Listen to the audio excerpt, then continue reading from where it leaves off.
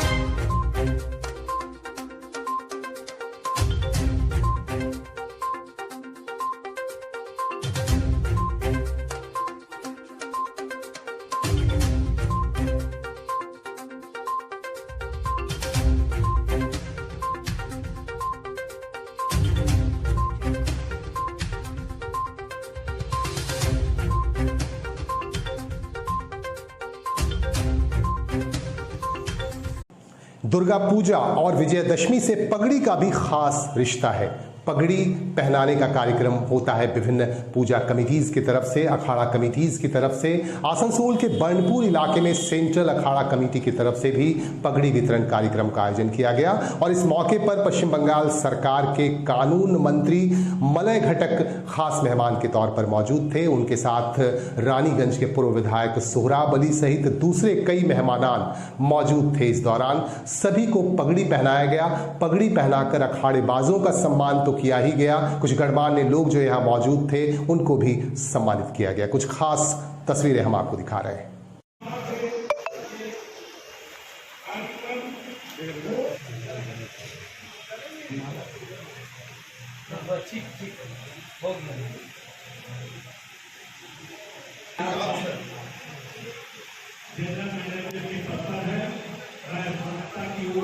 घंटी बजाइए, घंटी बोलो बोलो बजरंगा बली की जय। बोले बजरंगा बली की जय। बोले बजरंगा बली की जय।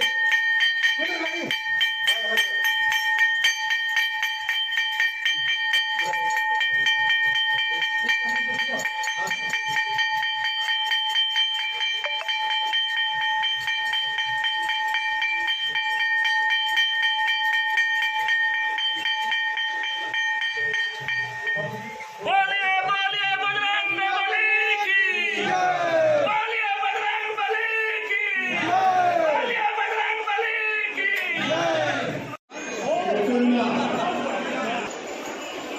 तिरुमुला यादव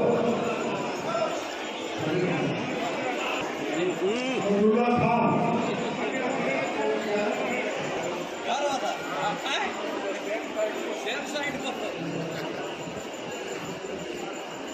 अरे कैप्टन दा बेटर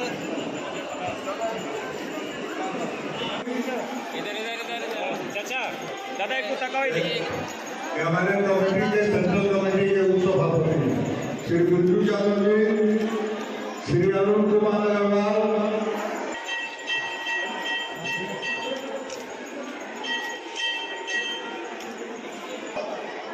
ये चेहरा सामने करिए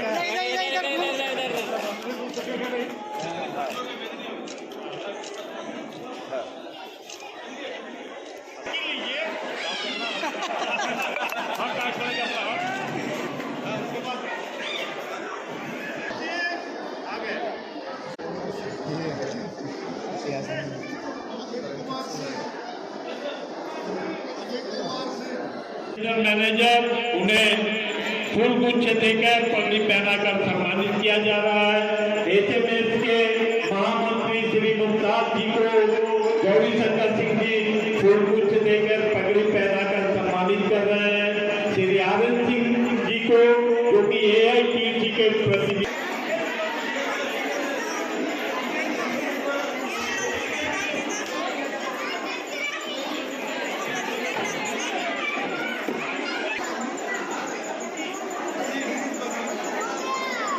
श्री संदीप बैनर्जी जो कि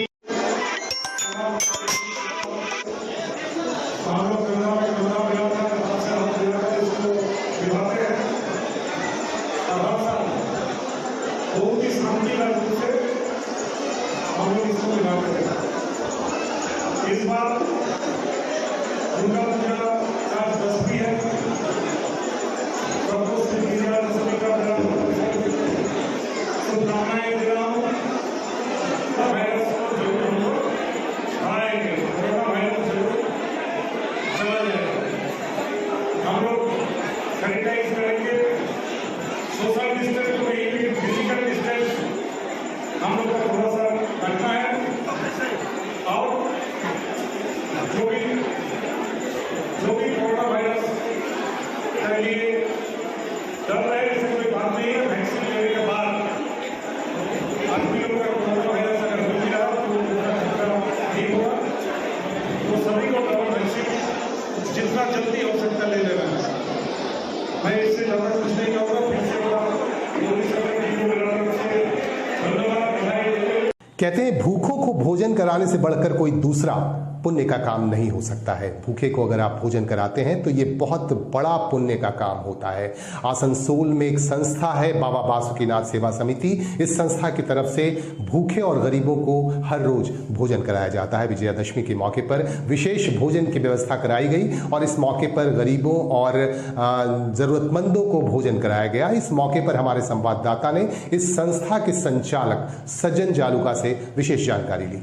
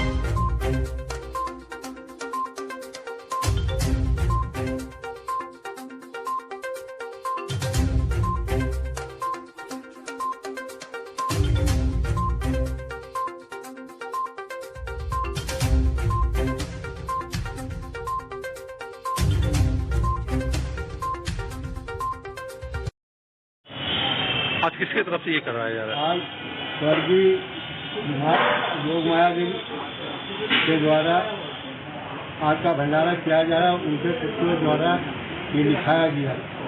बाबा वासुदेव सेवा समिति में रोज भंडारा चलता है। आज इन लोगों की तरफ से भंडारा है। तो कितने लोगों को खिलाया जाता है? 200 से 250 लोग खाते हैं रोज। यहाँ 1000 आदमी है, 1000 को खिलाने के लिए तैयार है संस्था। पर कौन बोलता भुखमरी? हम तो नहीं बोलते भुखमरी। अपना मेरा नाम सज्जन जालपाल, मैं बाबा वासुदेव सेवा समिति का सेवक हूँ। किसी को भी जरूरत हो हमारे संपर्क कर सकते हैं। हम तो सब भाई का अनुरोध करते हैं, साल में एक बार भंडारा करा के देखे। उनको खुद शांति घर में मिले तो कराए, नहीं तो नहीं कराए। और कोई भी सुझाव वो दे सकते हैं, हर आदमी का सुझाव पसंद है। पश्चिम बंगाल में दुर्गा विसर्जन के दौरान मिल्लत और इत्तेहाद और धार्मिक एकता की भी मिसालें देखने को मिली। यहाँ हर धर्म के लोगों ने मिलजुल कर मां दुर्गा की प्रतिमा के विसर्जन के कार्यक्रम में हिस्सा लिया। हमारे पास बंगाल के आसनसोल से यह अहम खबर आ रही है। आसनसोल के भी कुछ इलाकों में यहाँ दुर्गा प्रतिमाएं विसर्जित की गईं और इस विसर्जन के कार्यक्रम में हर कौम के लोगों ने बढ़ चढ़कर हिस्सा लिया।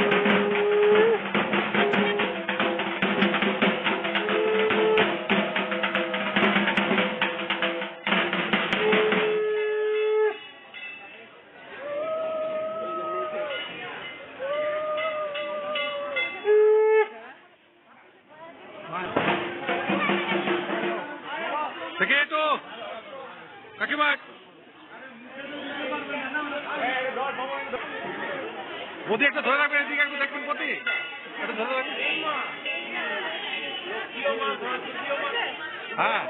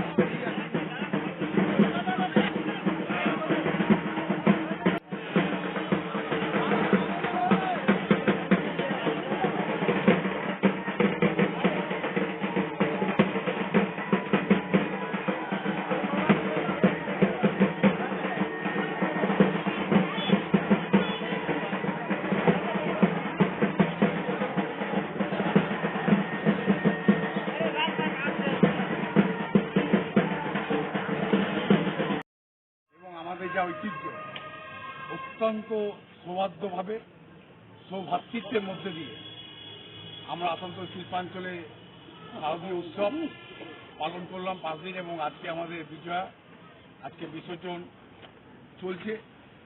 পশ্চিমবঙ্গ সরকারের মাননীয় মুখ্যমন্ত্রী মমতা বন্দ্যোপাধ্যায়ের অনুপ্রেরণায় আমাদের আসানসোল পৌর নিগম প্রতি বছর যেভাবে কাজ করে বিসর্জন ঘাটগুলোতে, পুজোর মধ্যেও আমরা সমস্ত কাজ করেছি কোভিড-19কে সামনে রেখে, যাতে ডিস্টেন্সিং মেনটেন করা হয়।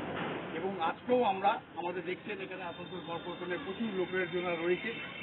আসানসোল তালপুকুরিয়া ঘাটে বিসর্জন 2টোর থেকে শুরু হয়ে গেছে, দুপুর 2টোর থেকে। এবং আমরা এটা সত্যি আমাদের ভালো লাগছে যে বিভিন্ন পূজা কমিটি তারা এই কোভিড-19কে মানার জন্য খুব অল্প সংখ্যক মানুষজন আসছেন এবং তারা আজকে তাদের প্রতিমা বিসর্জন করছেন।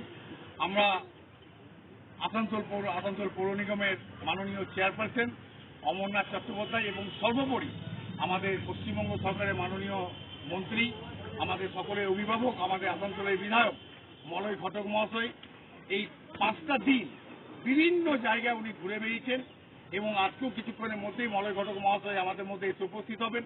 আমাদের মধ্যে অমরনাথ চট্টোপাধ্যায় আমাদের চেয়ারপারসনও আসবেন এবং তারা প্রত্যেক দিন যেভাবে পুজোর কটা দিন মানুষের সাথে পাশে থেকে সমস্ত খবর রাখলেন এবং আজকেও বিসর্জন ঘাটের জন্য আমাদের কাছে ইনস্ট্রাকশন রয়েছে। আমাদের মলয় ঘটক মহাশয় আমাদের পরিষ্কারভাবে বলে দিয়েছেন যাতে বিসর্জনের সময় কোনো রকম অসুবিধা না হয়, কিন্তু কোভিড-19কে মেনে কাজ যাতে সুস্থ হওয়া হয় সেই কাজ আমরা করছি। ইতিমধ্যে কালপুকুরিয়াতে প্রায় 4-5 অনেকগুলো বিসর্জন হয়ে গেছে, একটা প্রতিমা আসছে। আমরা আসানসোল শিল্পাঞ্চলের মানুষকে আরেকবার ফের শুভ বিজয়া এবং শুভ দশেরার প্রীতি এবং শুভেচ্ছা এবং তাকে অভিনন্দন জানাই তাদেরকে। তারা সকলেই ভালো থাকুক। এই উৎসবের দিনগুলোতে আমরা যেভাবে সুস্থ ছিলাম, আগামী দিনেও আমরা যাতে সবাই সুস্থ থাকি, আপনারাও সুস্থ থাকুন, এটাই আমাদের